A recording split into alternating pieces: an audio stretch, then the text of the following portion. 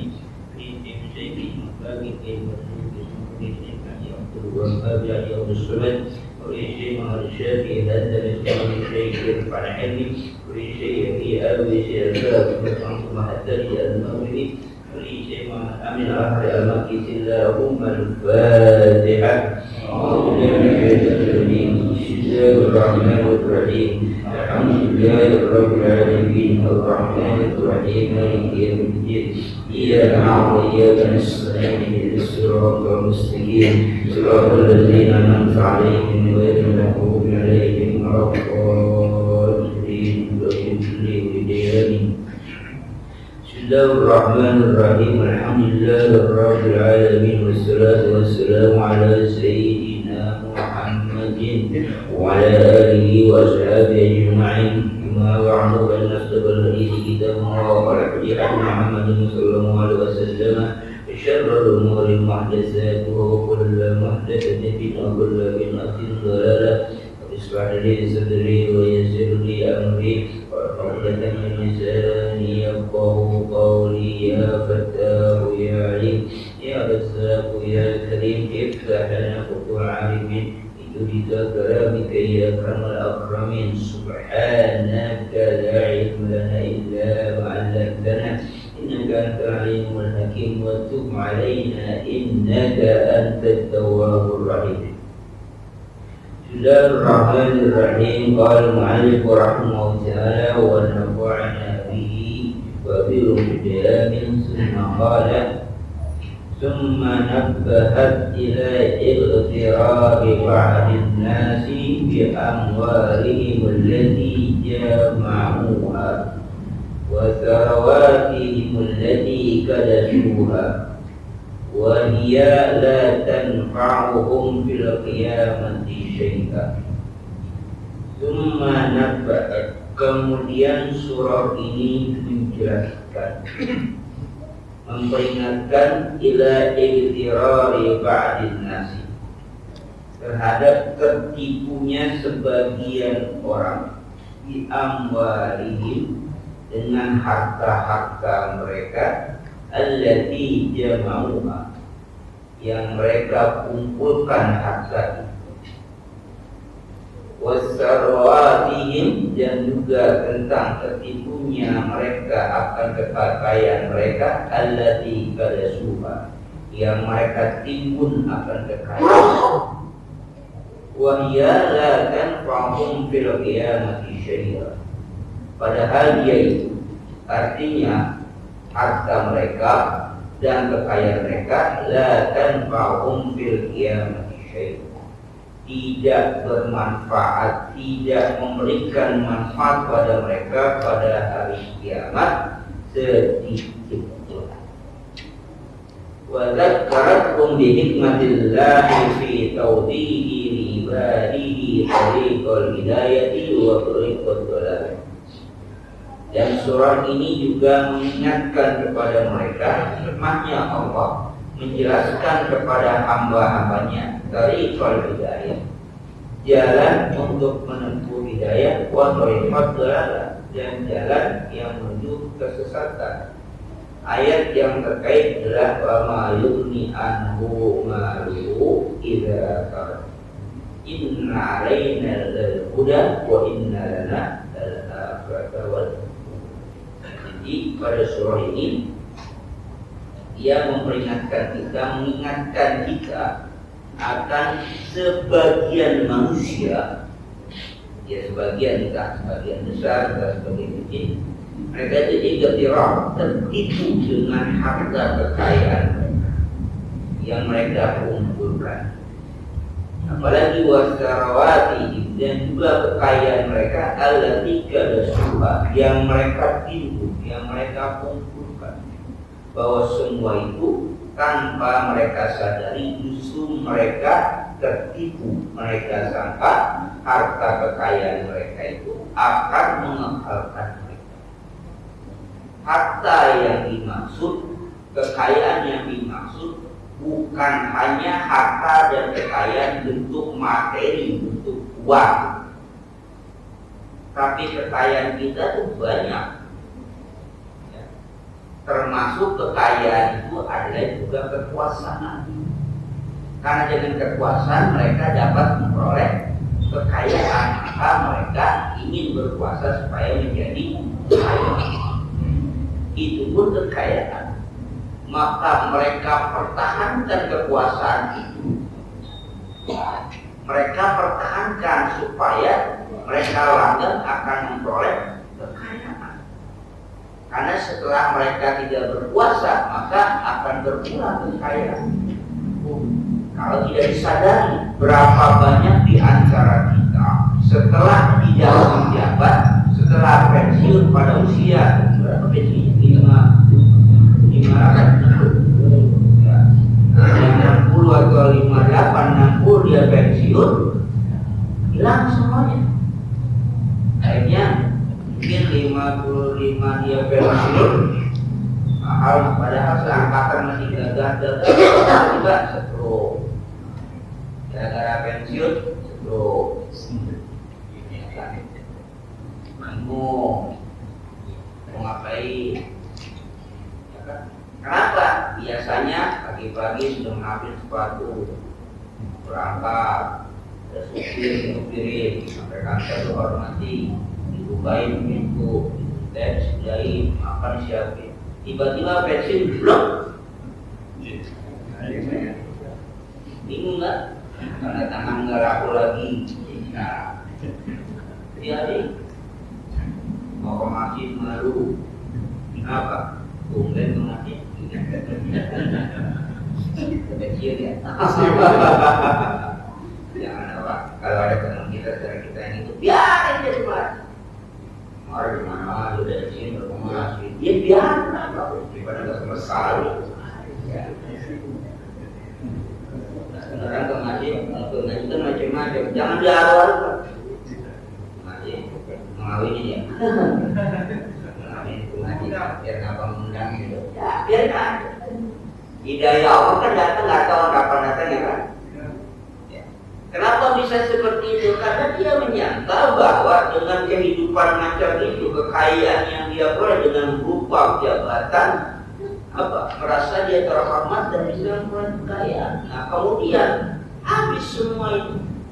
Biasanya tiap bulan ada transfer dari sekian, sekarang tidak lagi, hanya dana pensiun. Bingung kan? Ya. Kenapa? Karena dianggap itu merupakan kekuasaan yang seperti artinya kemudian dia coba berusaha untuk mempertahankan itu. Padahal sudah waktunya turun dan turun juga. Mohon maaf. Ya Allah itu jangan turun, Pak, turun aja sendiri. Sudah habis periode itu, selesai. Udah mempertahankan. Harus tahu waktunya. Apapun manusia di dunia itu tidak ada yang kekal, pada saatnya pun turun atau diturunin. Apalagi kekuasaan. Harta juga sama.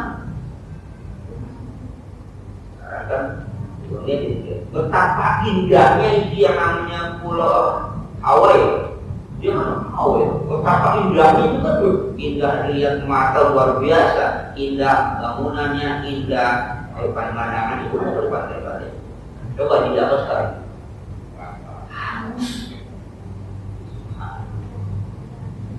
Itu kan kalau orang udah kemana ke Hawaii, oh bayangannya luar biasa, itu surga dunia. Tahu ke Hawaii tak? Tidak Hawaii. Kali-kali membawa ke jadi Pak, lihat aja dia itu hangus. Padahal itu pantai yang indahnya luar biasa itu. Ya, pemandangan pasir segala macam, tapi hangus, nggak tahu itu dari mana. Dan riwayatnya kalau yang viral itu segala macam itu api bisa keluar dari apa? Dari dalam pohon itu. Kebakaran, hangus. Lihat pas dari satu mungkin itu dia kayak satu pulau betul hangus. Hadinya indahnya luar biasa. Itu katanya surganya dunia itu. Kenikmatan dunia ada di situ, pemandangan dunia ada di situ. Semuanya ada, habis. Dalam hitungan sekejap ya habis. Di situ pernah badai terus lompor terus habis. Sekejap tanpa diprediksi, tanpa bagaimana. Dia kata kalau mungkin pengetahuan akan jadi enggak. Pernah badai berlari apa namanya itu hancur semua. Ya memang seperti itu, dunia seperti itu. Makanya kalau orang mengatakan wala tamutunna illa wa antum muslimun, jangan kamu mati kecuali karena Islam. Artinya setiap kondisi, setiap tarikan nafas kita harus dalam keadaan Islam. Kan kita mati nggak tahu. Tapi apa orang mengatakan wala tamutunna illa wa antum muslimun, jangan kamu mati kecuali kamu dalam keadaan Islam. Bukan berarti kita bisa merekayasa kematian. Nggak bisa. Itu maksudnya. Kondisi apapun kita, maka setiap detak nafas atau tarikan nafas dalam keadaan Islam. Karena ketika kita mati, itu Islam kita, bukan Islam yang tentara. Ini udah ngaji malu, udah ngaji aki-aki semua. Memang iya. Kalau ada juga yang muda-muda, maka ada tua-tua bertobat. Iya, kalau sampai usia tua, kalau kagak, maka ini nanti surah ini akan menceritakan, mengingatkan kepada kita betapa banyak orang-orang yang tertipu dengan dunianya, tertipu dengan harta kekayaannya, tertipu dengan kekayaan yang dia timbun, yang dia kumpulkan, bahwa itu tidak akan memberikan manfaat mereka nanti di akhirat. Wa mayughni anhu maluhu idza tarada. Tidak akan menghayakan, tidak akan mencukupi harta tidak apabila mereka sudah kembali, sudah binasa.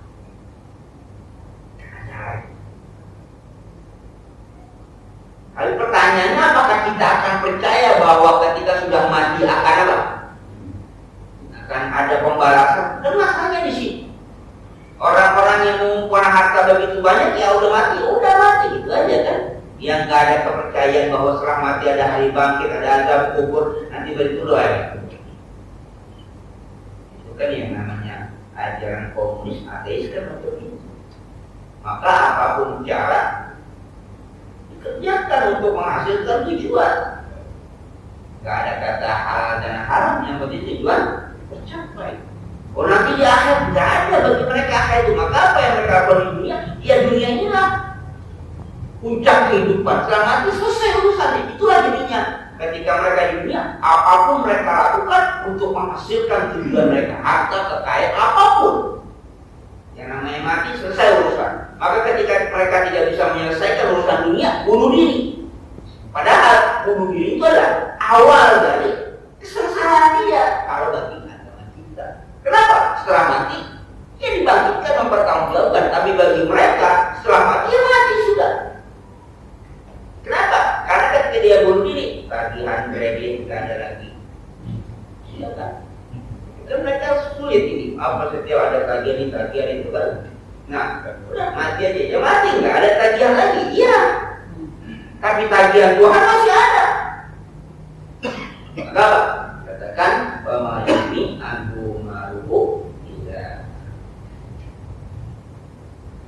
Kemudian ayat ini mengatakan summa anzarat ahla Makkah min azabillah wa ittiqam.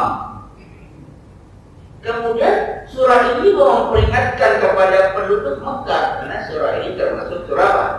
Makkiyah, artinya turun sebelum Nabi hijrah ke kota Madinah.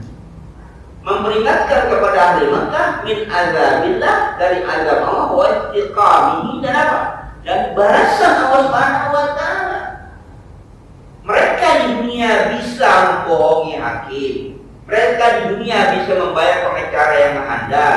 Mereka di dunia bisa lolos dari pengadilan dunia, tapi pengadilan Allah mereka tidak akan bisa pernah. Tapi kan itu di sono, itu urusan entah.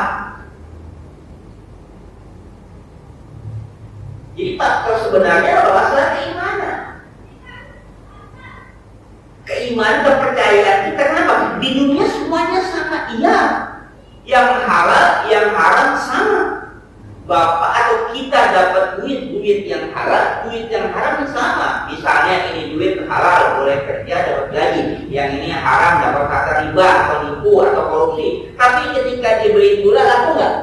Laku. Rasanya asam atau manis? Sama aja kan? Itulah logika yang dimainkan di dunia. Apa bedanya dibeli gula ya laku, apa dibelinya dia haram? Dibeli gula rasanya, maka banyak yang berprediksi begini. Katanya saya maksiat, penampilan seronok, mengkongkongkan aurat. Tapi bukti job saya banyak dipanggil, rezeki saya melipat, berarti Tuhan senang. Itu kalau ngomong gitu sampai geledek baru berasa. Kan maunya apa? Maunya kalau memang saya salah, udah pulin. Oh iya saya salah. Kan maunya begitu. Yang namanya ujian Allah tidak berupa selamanya apa? Kesengsaraan. Kenikmatan pun ujian dari Allah Subhanahu wa taala. Maka kata Rasul, umatku banyak yang bisa lolos, yang lulus dengan ujian berupa kesusahan. Tapi umatku sedikit ada jalan yang bisa lolos, yang bisa ingat ketika diuji dengan kenikmatan. Dia enggak menyangka bahwa kenikmatan itu adalah ujian dari Allah Subhanahu wa taala. Pandai dia tidak bersyukur. Kalau kita kasih kenikmatan, kita enggak berasa bahwa kita sedang diuji. Kalau kita sakit, sadar kita. Sering kita contohkan punya gigi, ketika gigi sakit, enggak ingat kita sama Allah Subhanahu wa taala. Enggak harus ada makan. Tapi ketika kita sakit, baru kan subhanallah, astagfirullah, baru ingat terus. Ya. Baru ingat iya punya gigi. Ketika kaki kita sehat, enggak akan ingat kita bagaimana nikmatnya punya kaki. Darah kemana aja? Gigi yang ketika kakinya sakit, ya kalau gua sehat enak gua mau ngasih ini. Kemarin lu kemana aja? Lu mau kemana udah sakit? Baru ingat. Maka kekayaan itu apa? Ujian Allah Subhanahu wa taala. Pandai atau bisakah dia bersyukur? Kayak pernah semaratus alunna yaumaidin anin. Ketika Rasul membacakan ayat itu sambil menangis. Kenapa? Rasul mau keluar, tidak ada lapar. Karena siang bolong, lapar keluar rumah. Jadi kalau laparnya di dalam rumahnya Pak mati nggak ketahuan kan? Lapar keluar. Tapi kalau mau bayar saya enggak. Kalau keluar sampai dengan Allah kalau tadi tumben Rasul mau keluar tengah hari ini. Jadi sesuatu. Nabi nanya ya Bakar kenapa nggak keluar?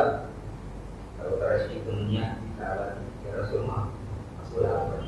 Dan Nabi sama. Aku juga lapar. Dua sahabat, dua orang mulia ini dalam keadaan ramai. Di rumah nggak ada apa. Kalau kita nggak perlu pulang rumah ya. Sesusah-susahnya kita, kalau pulang rumah itu apa yang kita geratakan ada di rumah. Minimal terasi-terasi. Dan ini nggak ada makan, nggak ada kuah. Ali bin Abi Thalib melihat dua orang sahabat, dua orang mulia itu melihat kapal nanya. Dia lihat terbaik kapal. Nabi Abi Thalib langsung berangkat pergi ke kebun orang Ansor. Nah baik, minta karena Sayyidina Ali bin Abi Thalib tahu Rasul nggak akan pernah meminta dan nggak mau maka dia kasih minta. Didatangi orang Ansor, wakilnya menyiram kebun kurma. Kata Nabi Ibrahim, aku sirami kebun kamu semuanya, tapi aku minta bayaran setiap satu pohon kurma, aku minta satu butir kurma yang bagus. Di sini Nabi Ibrahim itu minta bayarannya setiap satu pohon apa? Minta bayaran satu butir kurma yang bagus. Tahu gak pohon kurma? Tahu lah.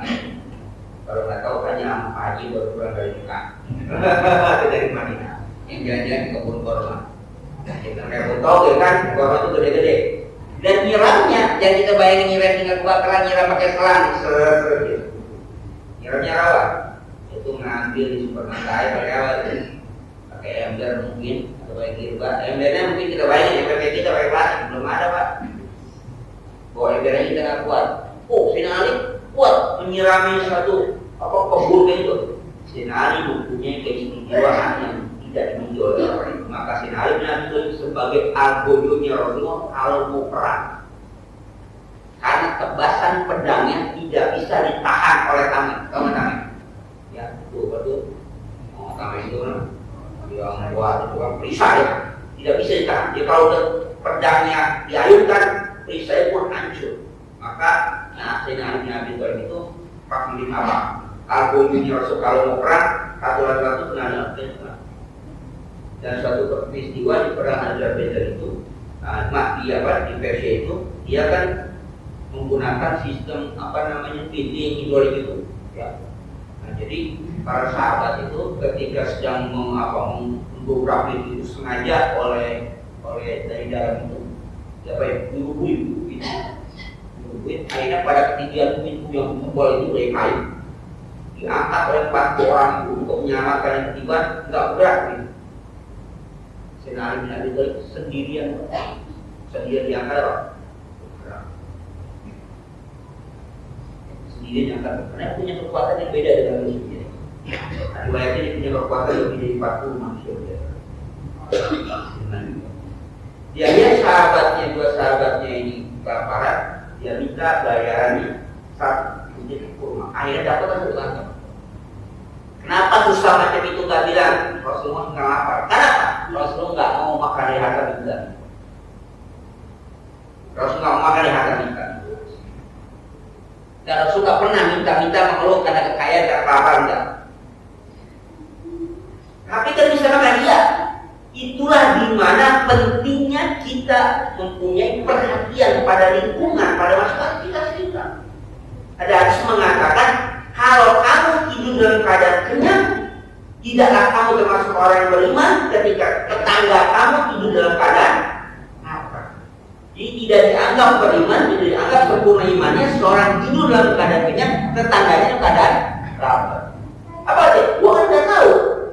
Bukan maksudnya itu, tapi maksudnya berarti dia apa? Nggak perhatian sama lingkungannya, sama tetangga.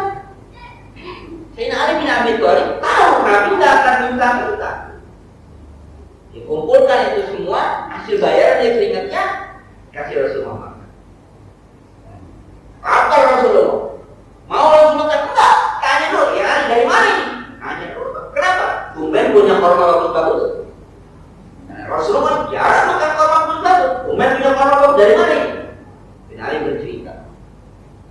Kalau kita hasil proses bagaimana menghasilkannya, Nabi baru makan. Coba yang minta kalau kita lapar.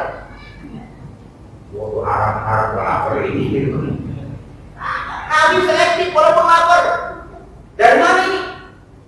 Cerita, makan. Enak kalau coba makan, seorang makan. Nabi boleh dimakan. Tidak makan, Nabi katakan. Ya masuk karena kenyang. Ya, berganjil perut. Yang mengatakan, summa tus'aluna yawma idzin 'anil na'im. Nangis Pak semuanya. Rasulullah mana? Kau kan sini nangis. Summa tus'aluna yawma idzin 'anil na'im. Tadi sekarang kita mendapatkan nikmat korma. Tuhan, tus'aluna yawma. Ini nanti akan apa? Ditanya. Dari nikmat ini akan ditanya tuh.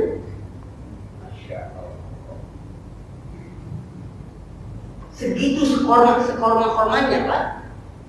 Sekorma segitu doang makan itu sampai ingat 900 tahun yang main aneh. Segitunya doang sampai ingat itu. Bayangkan kita mungkin tidak kita ingat berapa nikmat, berapa anugerah yang Allah berikan pada kita. Itulah kemudian ayat mengatakan apa? Akan menjelaskan akan apa? Tertipunya mereka. Dan tetapi kemudian hitungnya beralih kepada orang kafir, orang Mekah itu mengatakan apa? Mereka akan mendapatkan balasan dari apa yang mereka lakukan di dunia. Sedangkan yang di atas tadi secara umum bahwa orang beriman, orang kafir, bahwa apa? Harta itu bisa mengakibatkan mereka celaka di akhirat. Ketika ayat ini memperingatkan ahli Mekah dengan azab Allah dan balasannya, pada siapa? Liman kadzdzaba bi ayatihi wa rasulihi. Antara orang-orang yang mendustakan ayat-ayat Allah dan Rasul, hati-hati gitu lah. Ketika gitu ya, kalau zaman Nabi mendustakan bisa jadi melawan, membantah. Kalau sekarang mendustakannya nggak macam ini, beda kan? Ya, ayat itu jangan berlaku, expired itu jangan. Kita bukan orang Arab gitu. Ayat memperingatkan. Jadi sekarang itu bukan melawan juga, tapi lebih berbahaya. Sekarang ini kenapa? Tidak mengamalkan ayat silakan, tapi membantah. Maaf, ketika kita tidak mampu melaksanakan, itu namanya maksiat. Tapi ketika kita menentang, itu jadi kufur. Kalau ada orang rajin puasa, rajin sholat sunnah, rajin berjamaah, kalau kita nggak mampu, ya sudah biarkan saja dia beribadah sesuai dengan kemampuan dia gitu. Jangan sampai mengatakan, ya lu rajin puasa sunnah, rajin tahajud, rajin ke masjid, sholat berjamaah, rajin juga ngaji, kayak dulu kere-kere aja lu. Di-sini dulu Pak. Lu yang bilangnya gua tukang anu, tukang apa lah. Istri gua lancar, kerjaan bagus, karir bagus, bini dapat, anak sehat, pendidikan bagus, belum yang ibadah dulu kira-kira itu. Kalau nggak mampu, sudah nggak mampu. Jangan apa? Jangan menyalahkan orang atau jangan mengingkari. Kita belum mampu, nggak usah apa? Tapi kalau itu memang perintah, ya kerjakan. Orang yang mampu mengerjakan, ya kalau dia nggak mau mengerjakannya apa? Jangan dibantah. Pernah ada satu riwayat. Jadi ketika kata Nabi, kalau kamu bangun tidur, ya, bangun tidur, jangan tangan dicelupin ke bedak atau kepala mudah baik, siram dulu. Nabi, anta la tadri ayna dan tiada. Kamu tuh nggak tahu bahwa tangan kamu aku tidur itu nginep di bahasa kayak gitu. Wa anta la tadri ayna dan tiada. Kamu itu nggak tahu kedua tangan kamu aku tidur ngapain di mana. Zaman Nabi, sahabat patuh. Ketika masuk di zaman modern, ada yang diletup kita. Ini zaman modern bukan zaman Nabi. Dia katakan, ya tangan, minta kemana tuh tangan ini? Ada pembantahan pelecehan terhadap informasi hadis. Apa yang terjadi? Tangannya masuk ke kubur, meninggal dunia tangannya tanpa dia sadar masuk ke dalam kubur, tanpa dia sadar. Sebelumnya dikatakan, ya kali hadis itu orang tidur tangan menginap kemana sih deh? Ketika dia tidur tangannya masuk ke diwariskan tangannya masuk ke dalam kubur mati. Jangan mengingkari. Kalau memang nggak mampu ya sudah nggak mampu. Nggak usah membantah. Itu dianggap maksiat. Ya sah. Tapi kalau membantah dianggap ingkar. Nah kalau membantah ada akibatnya. Nah ini katakan bahwa nanti ada akibatnya orang yang mendustakan. Yang mendustakan ayat-ayat Allah. Gua nggak begini nggak apa-apa, nggak gini nggak apa-apa. Itu membantah, mendustakan. Bisa terjadi akibat, tapi akibatnya kapan nggak tahu kapan.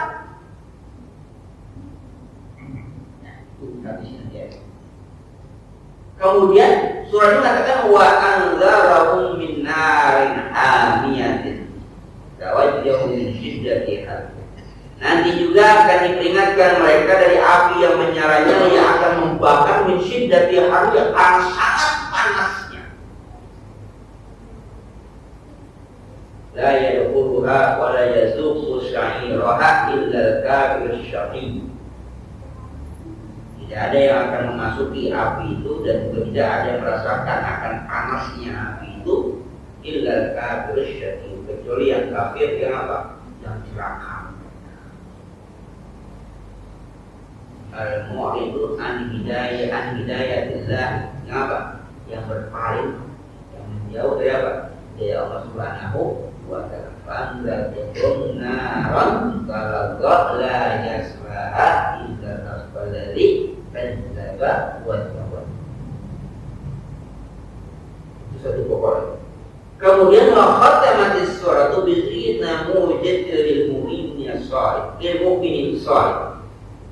Surah ini nanti diakhiri dengan menceritakan namuzadzilil mu'minin as-salih, tentang keberhasilan orang yang mukmin yang saleh. Siapa yang mukmin yang saleh? Alladzi yunfiqu malahu fi wujuhil khair.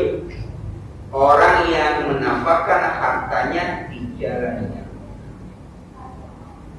Jadi salah satu indikator mukmin yang saleh yang selamat menafkahkan hartanya fi wujuhil khair. Wujuh itu jalan, ya jamak taksir. Wajib ya Pak, jalannya banyak. Yang penting jalan apa? Kebaikan. Yang namanya menafkahkan harta di jalan yang baik, jalan yang benar, bukan semata-mata masih kotak amal doang.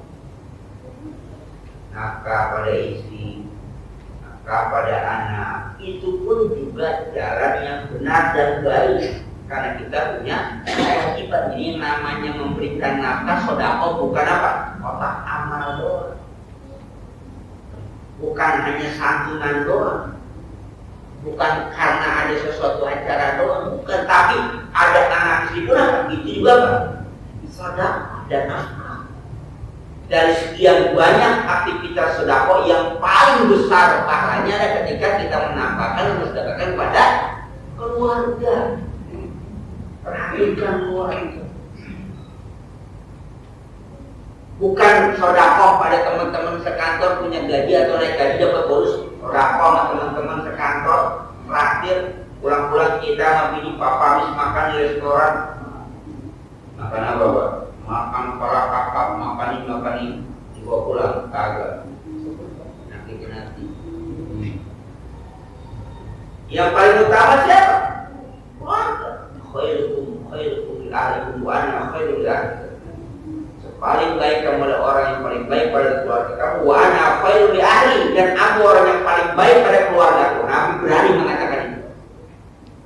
Wa khairukum li ahli. Wa ana khairul li ahli. Aku yang paling baik pada keluarga aku. Nabi berani mengatakan itu. Dan Nabi sudah mempraktekannya. Jadi yang paling kita lakukan lebih dalam pada keluarga. Ini namanya nafkah itu bukan hanya pada apa kegiatan pesantren, bukan hanya itu, banyak jalan termasuk apa keluarga yang berhak lebih jauh. Kemudian ketika yang menafkahkan hartanya yuzat ialah sahu wa yasunahu min adzabillah. Itu untuk membersihkan dirinya dan untuk menjaganya dari azab Allah Subhanahu wa ta'ala. Nafkah itu sedekah. Maka banyak ayat-ayat Al-Quran, seandainya mereka diberi kesempatan untuk kembali ke dunia, apa yang akan mereka lakukan? Kalau dikasih waktu kembali ke apa yang mereka lakukan? Sedekah.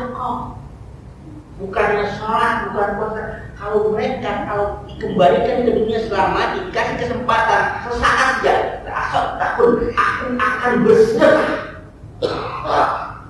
Bukan akan sholat, bukan akan puasa, bukan akan haji, tapi akan bersedekah. Karena itulah dahsyatnya. Kenapa kemudian sedekah menjadi penting? Dan itulah yang kemarin kita sudah bahas. Kenapa orang yang mendustakan agama, Tukadzibu. Kenapa anak yatim dan memberi makan orang miskin itu ada kepedulian kita? Kenapa? Ketika itu terjadi, maka orang akan mengatakan agama apa yang menelantarkan orang itu? Ajaran agama mana yang menelantarkan anak yatim? Itu jeleknya agama. Tapi ketika dia nggak sholat, ya lu nggak sholat tapi lu agama, itu urusan pribadi. Nggak puasa tapi beragama itu urusan pribadi. Tapi ketika dia tidak bisa memperhatikan lingkungannya, akan dikatakan agama apaan yang tidak bisa memperhatikan atau yang tidak bisa mengalahkan, akan jelek agama. Maka apa? Bukan ibu menyusahkan agama. Efeknya sosial. Maka mungkin saja kita bagus akhlak kita kepada Allah Subhanahu wa Ta'ala dengan cara ibadah, rajin ke masjid, rajin berjamaah, rajin puasa, rajin sholat. Tapi itu tidak bisa menyelamatkan kita untuk bebas dari siksa Allah ketika kita tidak bagus dan berinteraksi dengan manusia. Hablum minallah bagus, hablum minannas bagus. Kan pernah saya sampaikan, atau kita sering sampaikan kan, kita sering baca Nabi sering apa? Ya pun saya diceritakan ada seorang yang rajin ibadahnya, sedekahnya rajin dia, sedekah sunnah wajib dia, sedekah sunnahnya rajin, puasa sunnahnya, puasa wajibnya rajin, puasa sunnahnya juga rajin, bahkan sholat wajibnya, sholat sunnah rajin, sedekahnya pun jujurnya banyak. Tapi kata sahabat menceritakan, tapi dia sama tetangga juga aku, ngomongnya itu, mulutnya itu apa namanya? Kalau dia ngomong orang pada nggak akur, berantem dulu. Apa lagi? Ya kalau jelas orang kayak gitu masuk neraka. Tapi ada yang sebutnya tetangga ibadah-ibadahnya yang pas-pasan aja, sholat dia sebenarnya wajib-wajib saja. Sedekah, apalagi sedekah, cuman secuil keju kata dia berserapa, saking nggak punyanya. Dia puasa yang wajib saja, tapi anak tetangga baik, orang teman bergaul sama dia, kata-katanya santun, teman orang bergaul kata Nabi, Jawatil Jannah, yang itu masuk. Artinya ibadah yang banyak belum tentu menyelamatkan kita dari hablum minannas perlu dijatuh. Baik pada Allah, kalau gak baik pada manusia tidak bisa menyelamatkan kita.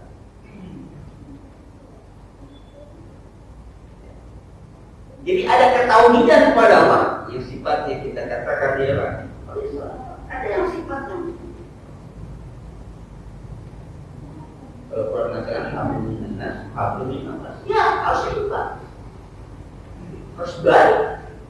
Bagaimana ada orang yang hanya kasih minum seekor anjing saja bisa apa? Bisa ampuni dosanya, padahal anjing yang kasih minum. Kenapa? Dia peduli. Dia dalam keadaan haus, dia turun ke dalam sumur, dia minum, puasnya dia minum. Ketika dia naik dari sumur, ada anjing kehausan. Anjing kehausan kayak apa kehausan? Dia turun naik ke dalam sumur, dia buka kopnya, sepatunya dia buka, dia isi air, dia gigit ya, karena dia harus meranjak, dia gigit. Terus dikasih minum, apa anjing yang kehausan? Wa syakarallahu lahu. Allah berterima kasih kepada. Kenapa? Karena anjing pun makhluk Allah Subhanahu wa Ta'ala. Enggak boleh disakiti. Apalagi nyakit orang, anjing saja enggak boleh disakiti. Dan ketika dia kasih minum, Allah ampuni dosanya. Allah bersyukur kepada. Berterima kasih kenapa? Karena anjing itu makhluk Allah Subhanahu wa Ta'ala. Dia pun pandai bersyukur, hanya kita nggak ngerti syukurnya dia. Kita nggak paham syukurnya dia. Dia pun pandai bersyukur. Kan? Hati-hati kita. Kecil itu pun ada ganjaran. Baik ibadah kita kepada Allah, harus baik kita ibadah kepada manusia. Maka Nabi orang yang paling berakhlak baik oleh lawan ataupun kawan. Nabi mendapat Quran Al-Ami itu bukan ketika sudah jadi Nabi, itu masih muda. Orang percaya pada Nabi. Kenapa? Akhlaknya yang baik. Khairukum ahsanukum khuluqan. Orang paling baik di antara orang yang paling baik akhlaknya. Akhlak itu akhlak kepada Allah, akhlak kepada manusia, juga akhlak pada diri sendiri. Jadi kalau kurang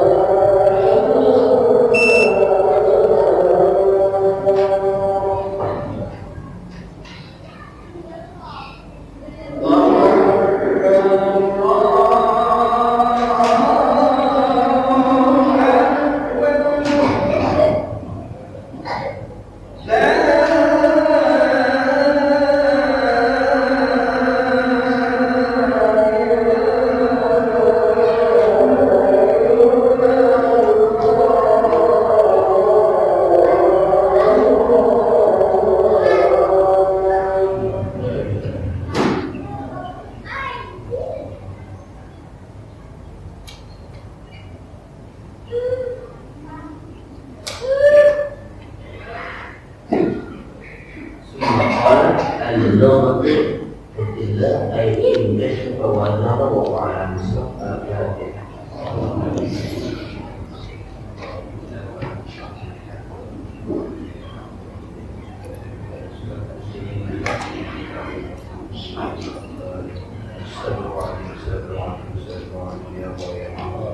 يا رب الحمد والشكر اللهم صل وسلم وبارك على يا الله يا من كان يسر سيدنا المختار وعلى اله وصحبه عادة ومنفعنا علمتنا وعلمنا ما ينفعنا وارزقنا علما ينفعنا وارزقنا علما ينفعنا نعوذ بالله من النار ونعيما نافعا وفهما سديدا ولسانا ذكرا ورزقنا جوارا كثيرا وشيئا حلالا طيبا مباركا به ولا تنسوا